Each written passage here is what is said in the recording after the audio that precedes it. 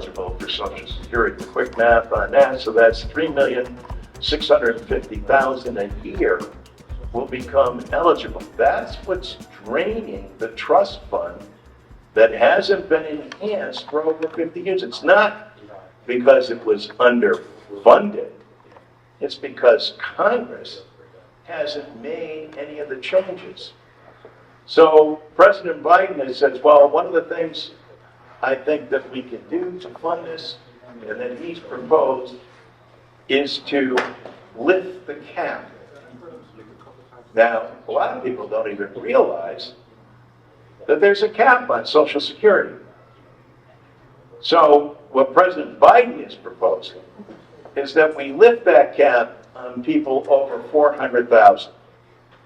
So, for example, Bill Gates, and I think do we have the photo of all these guys being very successful, American, God bless them, I wish I was one of them, but if I was, I wouldn't mind paying my fair share of Social Security to the country. None of them are going to go bankrupt over that, but yet, for many of them, they pay nothing, or they're done paying their Social Security in January. For just a common millionaire, or not a billionaire, they're done paying into Social Security for the year in February. Are they entitled to Social Security? Yes. See, that's where it needs to change. No. That's, they're paying into a program also. But when you got to put your dollar, you don't need Social Security. A handful of people are not going to make a difference if they didn't get their Social Security. They don't need it. Right. But if they're paying into the program, like every other American, so like every other American, they're entitled to it. You'll always hear a lot of them say, oh, well, I won't take my Social Security. Like they're doing you a favor. Well, we're not asking, that's great if you don't want to take it, but what we're asking you to do is pay the same thing that all working people pay. At the rate all working people pay for it. We also propose, there's also a loophole that is utilized by attorneys and accountants to have people who are extraordinarily wealthy get around the payroll tax. And so in essence, because Social Security is derived from the payroll, they pay nothing. Meanwhile, 5 million of their fellow Americans get below poverty level checks. It's just unjust and not fair. And that's why we're going to change that. We also, President Biden, has proposed that we repeal WEP and GPO. So if you're a teacher, firefighter, municipal employee, etc., in your state had negotiated different pension deals with the federal government, teachers going back to 1983, for example, have been, in my opinion, wrongly penalized, either because of a spouse or because of themselves. But if you worked and contributed to a fund that's part of a trust fund, that money should come back to you. Right. That's the beauty of the Social Security plan. So our bill also repeals WEP and GPO in its entirety. And that will mean money coming back to individuals. So across the board increase, repeal individuals that have been hurt by this, repeal and make sure that there's no longer taxing people on Social Security at certain levels. 23 million Americans will get a tax break under our program that have been paying into the system, and now will get a tax break and receive that Social Security money that they richly deserve. And, when you think of the fact that just by lifting the cap on people making over 400,000, I usually ask this in this place, raise your hand if you're making over 400,000. I've yet to be in a town hall or any meeting where anyone's raised their hand. And not surprisingly, because you know how many people that is in the United States? Wealthiest nation in the world? It's 0.6%.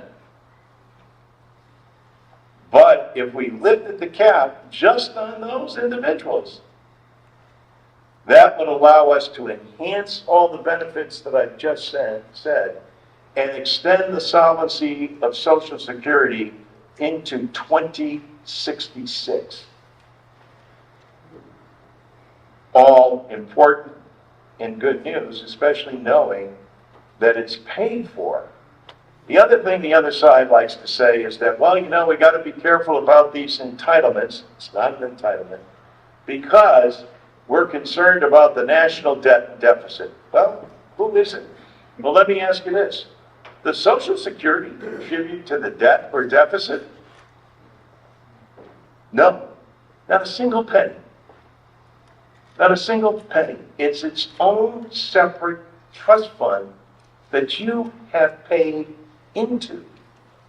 And now you deserve to receive that money back in the form of what Social Security was intended to provide. So the President, again, in his State of the Union message this year, spoke about that as well, and we are working hand in glove with the President. But our colleagues on the other side have another idea. Their idea is pretty simple. They say, hey, look, people are living longer, so therefore we should raise the age.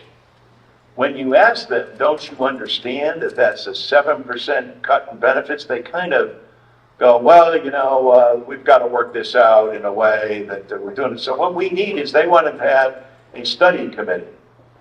I call that the double secret probation committee. They're going to have 12 people. They were going to have 16 people on the commission.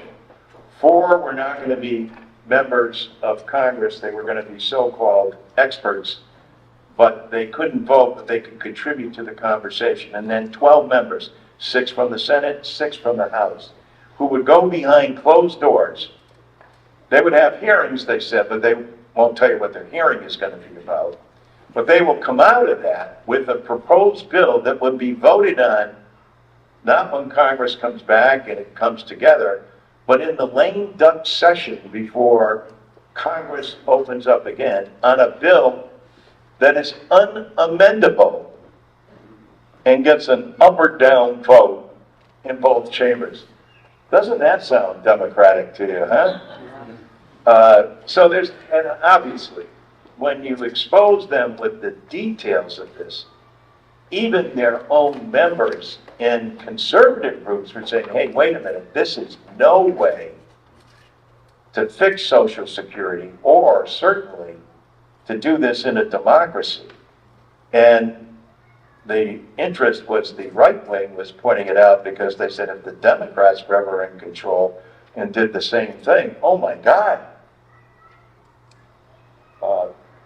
I think that would probably be good news for most Americans if and when we're in charge, but because Social Security will be enhanced.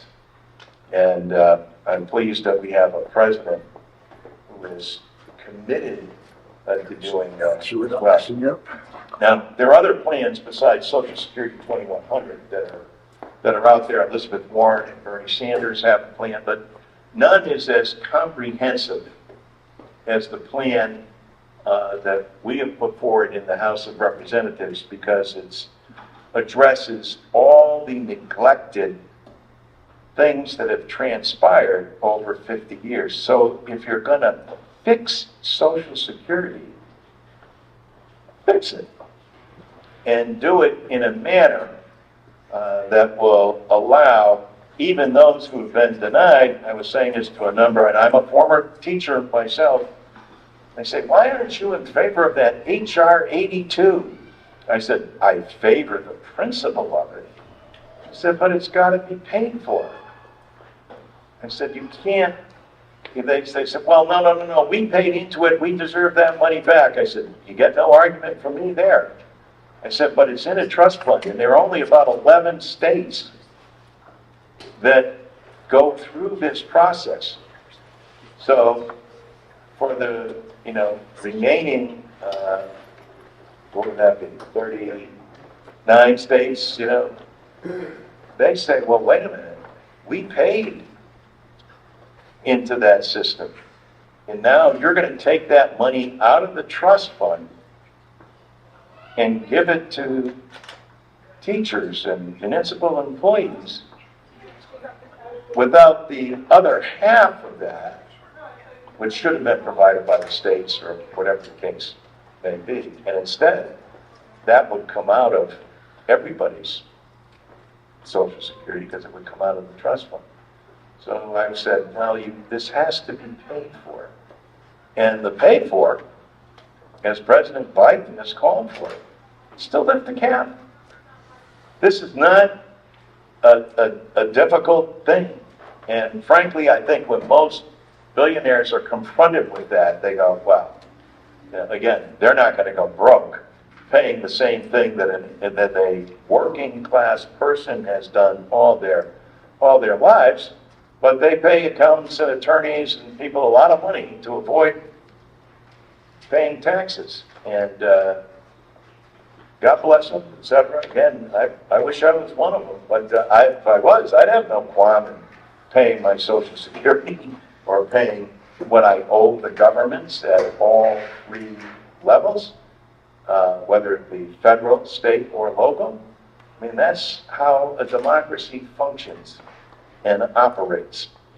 So we have the bill in front of the Ways and Means Committee, but it's not clear that the Republicans will take that bill up. They tried to put through their study bill, but as I said, even conservatives were objecting to that as being a very undemocratic process.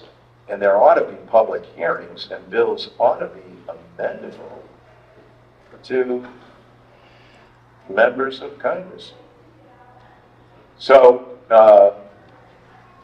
I just wanted to make sure that we're going out and explaining this in districts, and we're doing this all across the country. I've been on more virtual programs for other members of Congress, and most Americans are not aware of a lot of the facts and information. When they begin to think about it, over 50 years since Congress has done its job, why isn't it? Now, we're blessed in Connecticut. Both United States senators and all 5 of our members all support Social Security 2100, and not only extending solvency, but increasing the benefits that haven't been increased in more than 50 years. And again, I say to my colleagues on the other side of the aisle too, there's nothing greater that you can do for economic development. And they kind of look at me and I go, here's why. I give every member of Congress a little blue card that says, your Social Security. And on that card, it tells them how many Social Security recipients they have in their district. And then we break it down to how many receive pensions, how many get spousal, dependent, and disability coverage. So they're looking right at the district. And then I also say, and here's how much money comes into your district on a monthly basis. And it hasn't been enhanced in more than 50 years.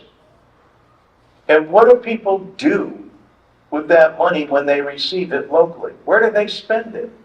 Right back in the district where they live, at the grocery store, at the local pharmacy, pumping gas, paying rent or mortgages, etc. It all comes right back to the community and the country we all love. The genius of Roosevelt, when you think about why, especially in a capitalistic, entrepreneurial country that is geared to take risk, that's a good thing, provided there's a safety net there for people who, through no fault of their own, find themselves, as they did in the Great Depression, or as they did in 2008, 2009, without a pension or without a livelihood. The safety net is Social Security. It's not an entitlement. It's an earned benefit that you are entitled to because you paid into it. And your government is negligent in making sure that that is brought up to date so that you can survive and what? Give money back to the community that you live in so you can live out your life in decency and not worry. Can you imagine for 40% of all Americans on Social Security, that is the only benefit they have. Without which, and again, you're not going to be buying stock options with your Social Security check. You're spending it right back in. I'll raise my hand to that. So, having said that, I'll stop here and take your questions. I'm sure you have many. Yes, ma'am. How soon would this be enacted? The question is, how soon will this be enacted? As soon as we can get a vote. So, now this is another one of my pet peeves, but bear with me. People say, well, isn't that what you're elected to do? Vote? Yes. So I say, why hasn't this bill voted? And you'll hear economists and other people say, oh, it's the third rail. You know what that means? It's like you can't touch that rail or you'll be electrocuted or whatever. I said, how is that a third rail that you're required to vote? They said, oh, well, people are afraid to vote on it because it'll raise people's taxes. In all the polling data that has been done for the last decade, when individuals are polled, and I'm not talking about lifting the cap on people over 400,000, I'm saying, what if you had to pay in more yourself individually, but in return you got back all these benefits and everything was enhanced? By over 60%, they all say we're for that. When you poll them on lifting the cap on people over 400,000, I think it's close to 90% of all Democrats, 80+% of all independents, and 68% of all Republicans believe, yeah, this is the right thing to do. We need these benefits. So, Congress has not voted. And until it votes, now there are other bills in the Senate. Vote on any bill, because any bill that contains Social Security in it is amendable, which is why they wanted the double secret probation committee so that it could not be amended. That simply is unfair. So we're hopeful that the Senate is going to bring up a bill because by one vote, although they have something called the cloture vote, and Republicans have already threatened that they would filibuster, for example, Elizabeth Warren or Bernie Sanders' bill on Social Security. So, and in the House, they haven't brought up, if they bring up any kind of Social Security bill, we will amend it to put that here. If there's a vote, you remember a guy named Mark Meadows? Right, now Mark Meadows he was the founder of the Freedom Caucus on the Republican side. I can remember dealing with him and sitting down and going over what this bill does, etc. He says, hey, John, you don't have to convince me. He says, I see the impact that he was from rural North Carolina, that this would have on my district. He says, if this bill comes to the floor, people are going to vote for this bill because they know it's in their best interest for the people they're sworn to serve. And it's paid for. It doesn't do a single thing to the national debt or the deficit because it's paid for. So what we need, outside of informing people, is get them to agitate. Now, please feel free to call your representative, but people belong to associations and groups and everybody else, and also to call other members of Congress. More often than not, members of Congress in the House and the Senate, they go, well, how many people have we heard from on this issue? And you can't just, everyone says, well, why have you been at this so long and nothing is saying? He says, what's the alternative? Give up? That's right. To not go back at it, to not keep trying? No, it's to present it with more logic and more rationale and say, this is what American people need. But the thing that's probably going to drive it the most, 10,000 baby boomers a day becoming eligible and saying, why aren't you guys voting? And so I said, well, if they vote, your bill goes down. I said, that's democracy. I said, I'll take my chance. Let's put that bill out there, and let's have an up or down vote. What could be more simpler than that? And if you disagree with it, or you've got a better idea, I mean, that's how the system's supposed to work. If you got a better idea, put it forward. Amend it. Put it forward. Maybe it'll be adopted. Maybe it'll be combined. Everyone says, yeah, why can't Congress come together and do that? The Senate has something they call a cloture vote, where a person can sit in their room, never even go to the floor. This isn't Mr. Smith goes to Washington where Jimmy Stewart stands up and argues to the United States Senate on behalf of a filibuster for an issue that he believed in. You had to go to the floor, you had to make your case and plead it. Hopefully you'd have other people that could relieve you, but you couldn't leave that floor. Now you don't even have to go to the floor and say, I call a cloture vote, which means this. You have to have 60 votes to take a bill up. Now, where in the Constitution does it say that you have to have 60 votes to take up a bill? Short answer, and you all know it is nowhere. This is a Senate rule that needs to be changed. And that's one thing everybody should be calling in about, to make sure both our United States senators are opposed to the cloture vote. Because they know it's not democratic and things don't get taken up.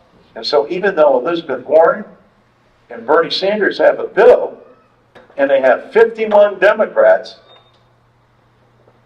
it falls under cloture, and the Republicans are able to block it from coming to the floor.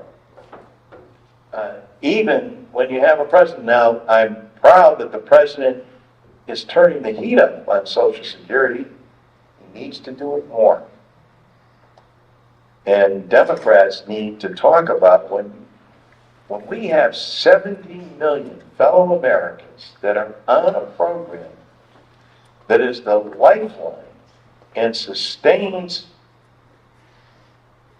that large number of people, we've got to make sure that we're doing the right thing on behalf of the American people. Other questions?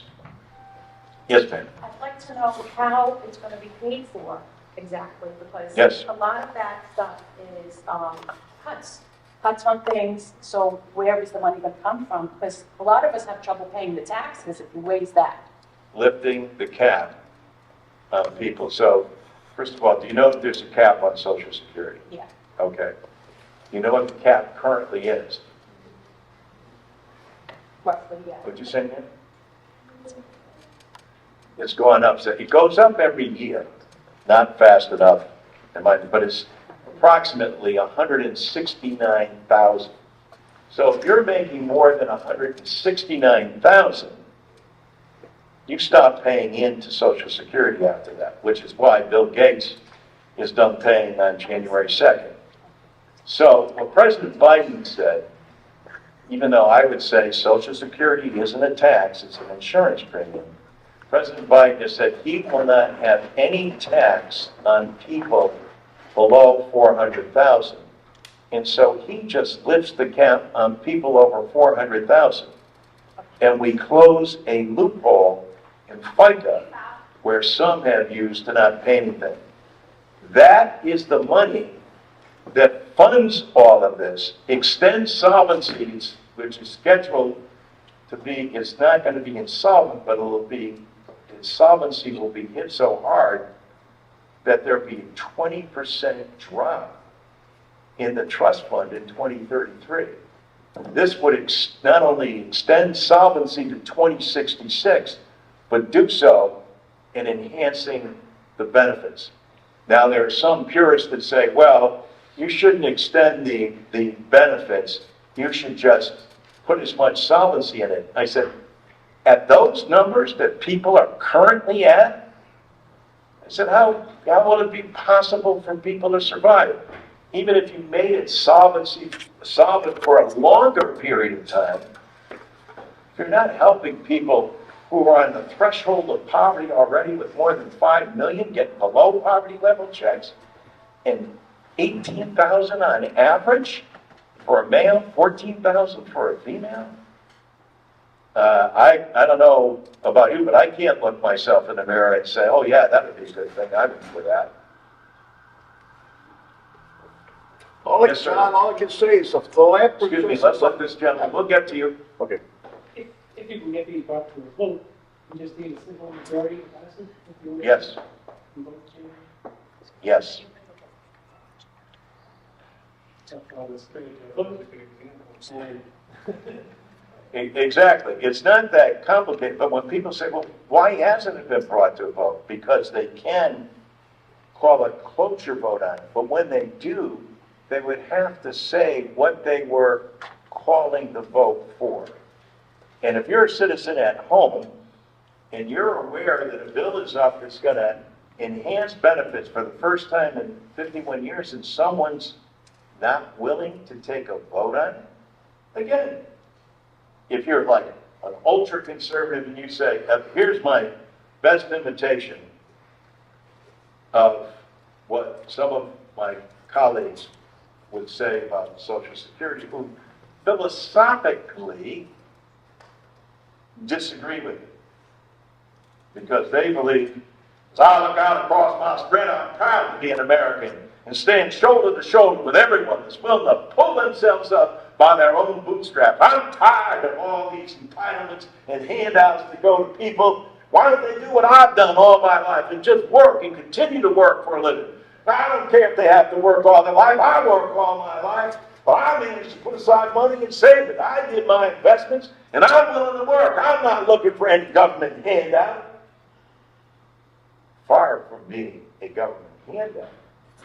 This is an insurance premium that you have paid to your government, who should be returning that as an honest broker to you without any middle person. My colleagues on the other side say, well, these large bureaucracies. Social Security is the largest program that we have. It's the #1 insurance program for the country. What do you think their administrative costs are? 0. Who said 0? I did. It's not 0, but pretty close. It's under 1%. And the Social Security administrator was just before Congress saying, it used to be 1.2%, but the Republicans cut it. And they've got proposals to cut it again. I said, what are they cutting? They're cutting people so that when you call in, instead of getting an answering machine and the files and wait times and everything else, you actually get a human being to talk to. What other federal agency, or business for that matter, runs administrative costs are under 1%? And they're servicing 70 million people. We should be celebrating the fact that we have a governmental agency that's that efficient and effective, and make it more so. Does the military run on under 1%? Or most federal agencies? Absolutely not. So, That's why there's such a strong case to be made for both the efficiency and the efficacy for this program. It's the people's insurance plan. And that's the way it's got to be categorized and voted on. Yes, sir, you get your chance to come up with you, sir. John Matthew, I've listened to you clearly about the population of high income billionaires, anybody that have a salary or whatever it is, they put in almost nothing into Social Security. Okay, you're talking to us, right? You got their pictures on the wall there. Why don't you directly talk to them, say, listen, you're not Mr. Gates or whoever it is, Mr. Buffett, you know, you realize that money, you're not, with the population that's suffering because we're all poverty driven, you're not helping them. They're philanthropists, John. So I don't really believe that have you talked to those people to say, would you consider changing what's going into your funds for Social Security? Yes or no? I'm not quite following. What I'm trying to say, John, you got pictures of them on the wall. Here's what the bill How about you talk to them directly to say, if you're going to talk Believe to it or us. not, I wish I could pick up the phone and call No, Mr. Gates. no, I'm saying, tomorrow and say, you're not "Hey, talking Bill, to how me. you doing? It's John. You're up I here on just the wanted to have a podium little talking, conversation John. with you." But you got pictures of them and you're talking about them. Right. So then explain to them on TV or wherever you are, to them so they can hear you. I They're do not on hearing the you here. floor of the You ask House. anybody that's a billionaire, nobody's here. You got to go to a meeting where there's billionaires, John, and say, listen, How many billionaires have you talked to? for John, you're the one that's on TV. You can make a broadcast. Say, Being listen, on TV doesn't allow you to speak to John, how many of us paid for this? Zero money. I understand It was the free. point. You could have them pay to I hear you talk, understand and the they would point explain that to them. you're trying to make, Yeah. but believe it or not, most of these individuals are not going to be taking my call. And, Well, then they're never going to be heard about where their money is going. The money is not going to Social Security. How do they know the damage is being done to the poor man in this room? They don't know. They don't know, John, until you explain it, like you explain it to us. Contrary to How do you know they know? yes, I believe they absolutely know. And not only do they know, but their accountants and attorneys know, and they know how to circumvent the law. So the point is the reason you have public hearings and public votes is so that they will know. And if they're not listening, I guarantee you that their attorneys and accountants are listening to what Congress is going to do. And they're no different than anyone else. I'll be satisfied with that. Hope you don't have to wait till 2021 or This whatever. gentleman has his hand. We'll get to everybody. 2100. I just wanted to address the efficiency of the Social Security Administration. Sure. My wife recently died, and I'm dealing with Social Security, and I got a notice from them to make phone calls to somebody, which turned out to be down in Maryland, who then made a phone call to the local office, who then sent me a letter to tell me the same information that they gave me on the telephone, that was done with Maryland gave me on the phone, and made an appointment with me to talk to them on the telephone on March 4th at 11:15 in the morning, and I'm to have a certified copy of the license death certificate and a bank statement and our marriage certificate, which they aren't going to be able to see on the telephone, so I'm sure they're going to say, well, now come on down to the office. A whole lot of steps that we need to be taken. Just call them and say, come down to the office. The Social Security Administration is grossly understaffed. Their attempts at, we had Commissioner O'Malley before the committee the other day. He's made some great improvements, but it's one of his biggest frustrations also between the wait times, between being able just to talk to human beings. Now, as Lisa, well, see this young lady over here? Anytime, and we say this everywhere we go. Do you remember Billy Seattle? Yeah. Okay, he used to work in our office as well. And he developed the theme that I think every congressional office should have. When you pick up the phone, you're answering the phone and someone's got a problem, the first words out of our mouths in our offices, how may we help you? But a lot of people don't call our office. I would talk to Lisa, any problem that you're having, etc., after the meeting or whatever, call, because we're going to get the same runaround in some respects, but it's then us saying, hey, wait a minute. And then what happens is their government affairs will say, well, Congressman, if Congress would give us the personnel and vote the money, we'll get the money back. I said, well, while we're doing that, how about you serve the people we're sworn to serve and make sure that they get the benefits that they're calling for? Well, this is my point exactly. The short people, but I've dealt with, by the time I get done, about 5 different people about this thing. It's a $250 death benefit. And you know what?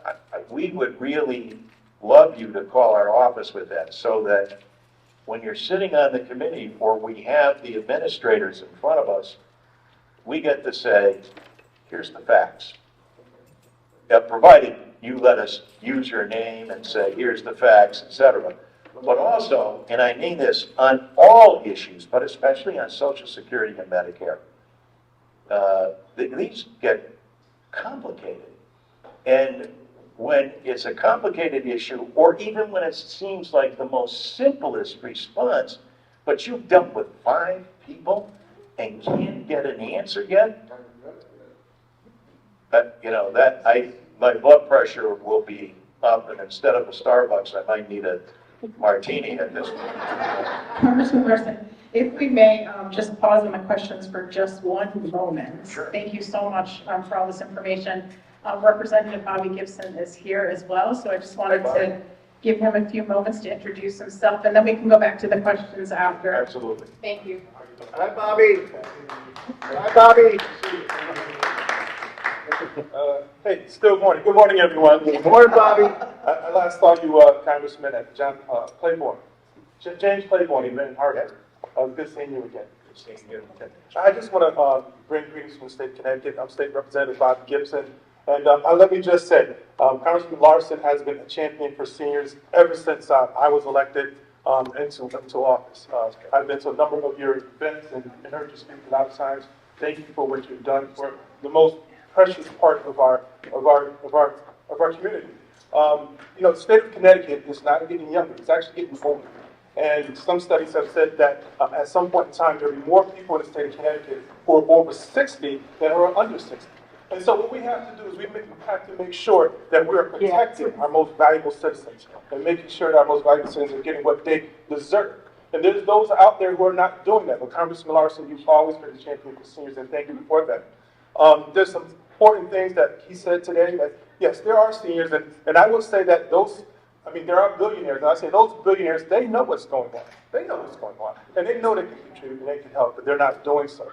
So that's why we have to have champions pushing the envelope, pushing for better benefits for seniors. There's no reason why age limits have to be increased for seniors. That's like playing a basketball game, starting the season, and you play the game, you reach the Final Four like UConn, and all of a sudden they raise the goal post from 10 feet to 12 feet. That's not fair. When you started working, there were rules that you started with and that we all started with. And it's not fair that midstream that those rules are changed.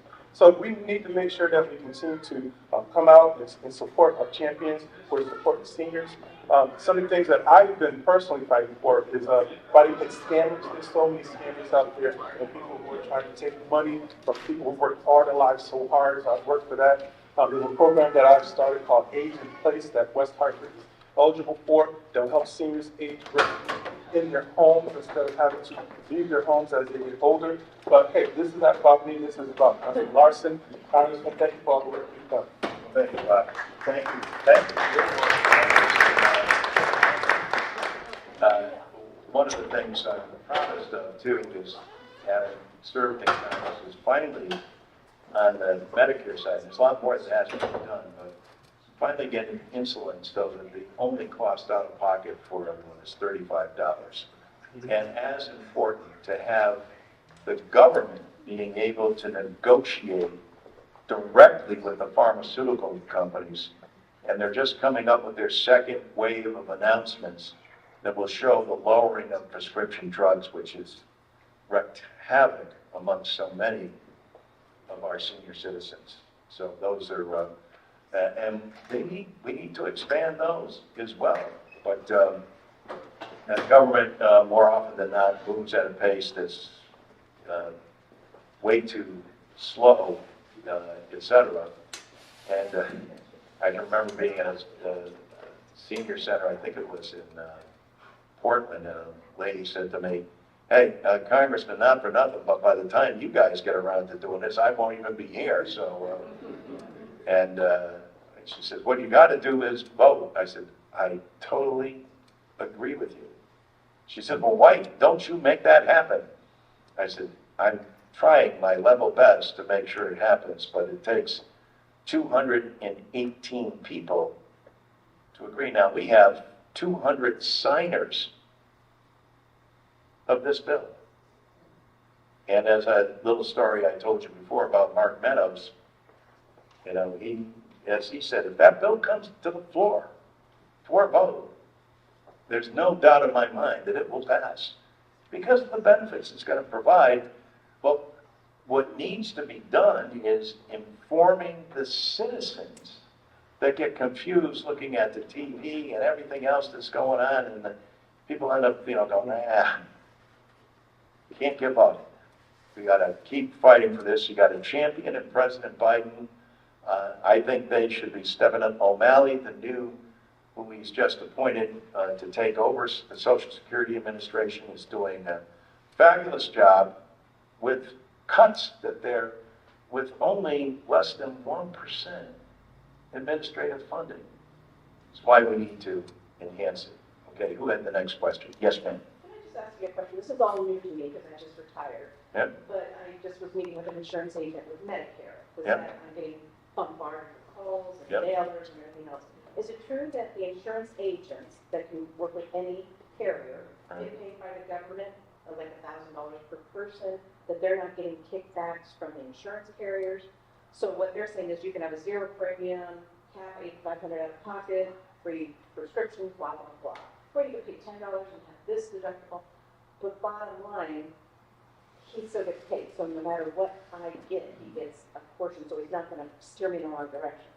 Again, this is why anytime you have a question like that, and also I wish there weren't, but there are scam artists out there too. So it's in the ballpark of what's there, but that's why you call our office so that we can help and also verify whoever you're dealing with is legit.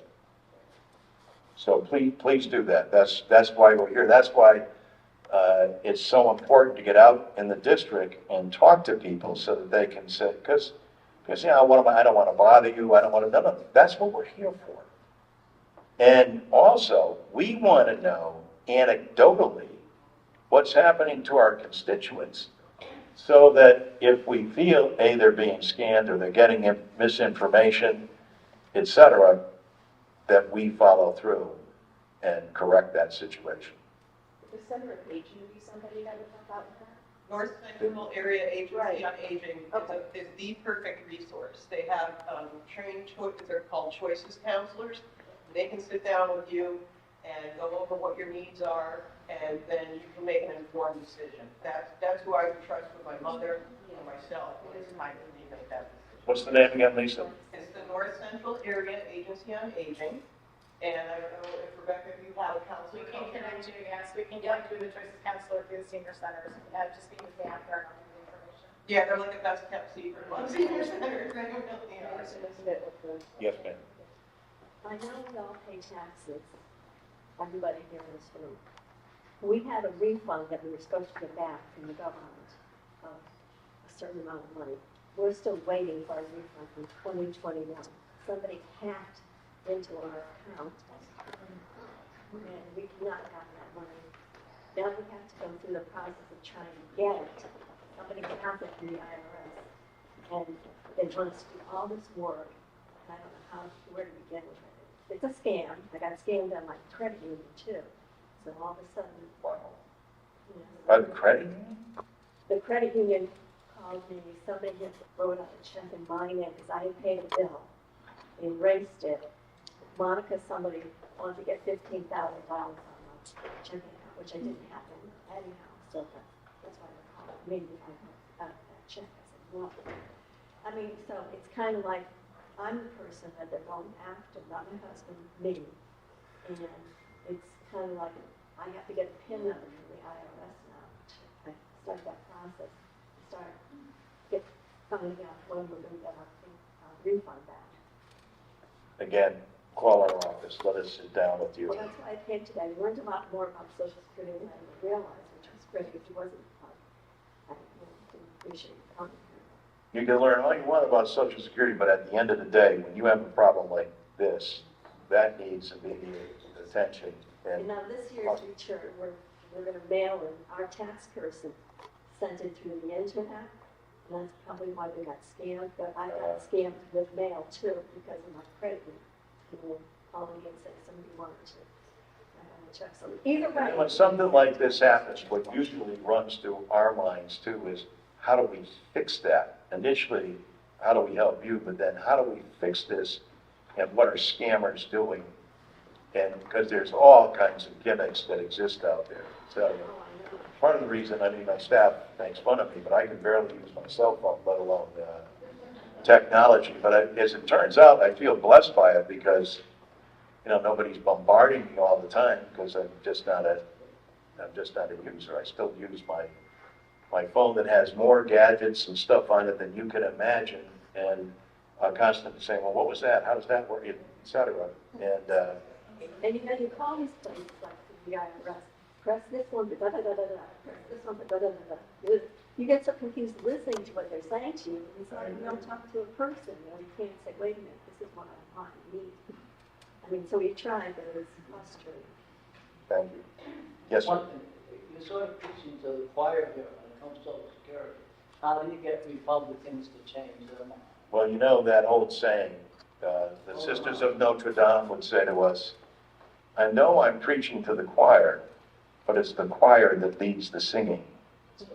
And so part of doing this is to get people saying, yeah, and as I said before, we're fortunate in Connecticut that the whole delegation is on the same page.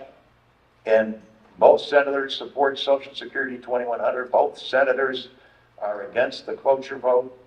All want to see Social Security not just, you know, make sure that it's remains solvent, but that it's enhanced, and also make sure that people are paying their fair share. And those are not, you know, lofty, you know, goals. But if you have enough money and your goal is to hire people to stop that from happening, unless the general public gets enthused, and I think with the baby boomers, as much as maligned as they can be, but with them now all becoming recipients, there is going to be a movement. We just want to make sure that we're voicing that and people understand, you know, how your benefits need to be improved. Everything you read is pretty scary about what's going on in the House with Johnson. And they didn't want to do anything to make President Biden look good. So how do we make them look good? I think Well, that's why we have 2-year elections. Well, I don't vote in Wisconsin. I know. So maybe I could go there, but. No, but remember, as I said, your voice is important. And there are national associations that, you know, all, you know, and calling in or writing a letter to someone, even though you're not from Wisconsin, for them to know that you're concerned about. He's the Speaker of the whole House, not just the Speaker for Wisconsin. So he has a responsibility that's there as well, as does Chuck Schumer for the Senate. Who would be the most effective organization in the ARP? Pardon? Who would be the most effective organization? Well, usually we have our list of supporters of this bill, right here. starting with Social Security Works, that's a whole organization of people dedicated, again, problem solvers, dedicated to getting the information out there. The National Committee to Preserve Social Security in Medicare. Barbara Kennelly used to work for that company at one point. The Alliance of Retired Americans, the AFL-CIO, NAACP, Paralyzed Veterans of America, the NEA, National Organization for Women. There's more than 300 groups. What I've been trying to do is get them all to come in. I give Social Security Work, they're doing the same thing, bringing all these groups together and having their members write Mr. Johnson as well. And they're from all across the country. And then also giving them that little card that shows them in their district that these aren't invisible people. Here's how many are in your district. Here's how much money comes in. And here's how much money could come in. And to the people who need it the most and are only going to spend it right back in your community. And to me, this is not rocket science, but nonetheless, when it comes to an issue like this that people have fun, if you think that Social Security is socialism and it's going to be rampant and bring down the country, it's very, its history is totally opposite. And that's why Democrat, Republican, and Independents all support it. Because they know it works. And it works hand in glove in an entrepreneurial capitalistic system. You need that safety net. Yes, ma'am. Is there any chance of getting some other Republicans to help vote? Yes. They're all, and most of them will tell you that technically there's something called a discharge petition, where if you got 200 to sign up. Now, unfortunately, what happens is their leadership is that you sign on to that bill. You may be looking for a different committee to serve on or whatever. We're opposed to that. But a discharge petition is the way that you get around all the leadership, and a bill comes to the floor for an up or down vote. So, yes, there is a way to do it. But it's rarely used because of the tug back and forth between the leadership. But when you start having a grassroots movement like this, and people are, say, calling up and asking you to sign a discharge petition, and that starts to create a little more pressure where it hasn't been before. And what are you asking your member to do? Vote. What they're elected to office to do and why you're representing your constituents, and you want to make their voices heard. How do you do that if you're not voting on the impactful legislation that directly affects their benefit? Yes, sir. I'd like to speak to the people in the room like I said, my wife just recently died from a long-term thing. Sorry. And we're told all our life, save our retirement, save our retirement. If you're a couple that one of you gets sick and goes to the hospital for a long time, it will take they make a very big hole in your savings. Well, and that's another whole issue of, And it's not your spot. no, but you're absolutely right. And people can have been as prudent and as thoughtful as they, but then all of a sudden a long-term care issue arises. And the next thing you know, all that savings and everything else is out the window. And, well, we think alike. But also, there's got to be, in a system like ours, that by its very nature is risk-taking, there's got to be a safety net. And one of those other safety nets is gotta be long-term care. It'd be wonderful if it happened altruistically, but it doesn't. People go into that business to make a profit. And but it's gonna increasingly be something that government may have to oversee with, especially again, with all these baby boomers out there. They're all gonna be facing similar situations and facing the same circumstances. So those are the kinds of, people say to me, why do you think Social Security is such a kitchen table discussion? I said, because it is. It's people's basic livelihood. It's how they survive. And instead of saying, oh, that's Social Security, no. And when the public starts to focus on and see that Congress, not them, but Congress hasn't done its job, Democrat and Republican, independent, hasn't done its job to get this on the floor and voted so that there is relief. And again, even with that, you tell me how people survive on average with 18,000 and 14,000. Well, Congressman Larson, thank you so much for coming here today. Town of West Hartford and the West Hartford Senior Centers are so appreciative. It's always a pleasure to be out here, and thank you for the time. And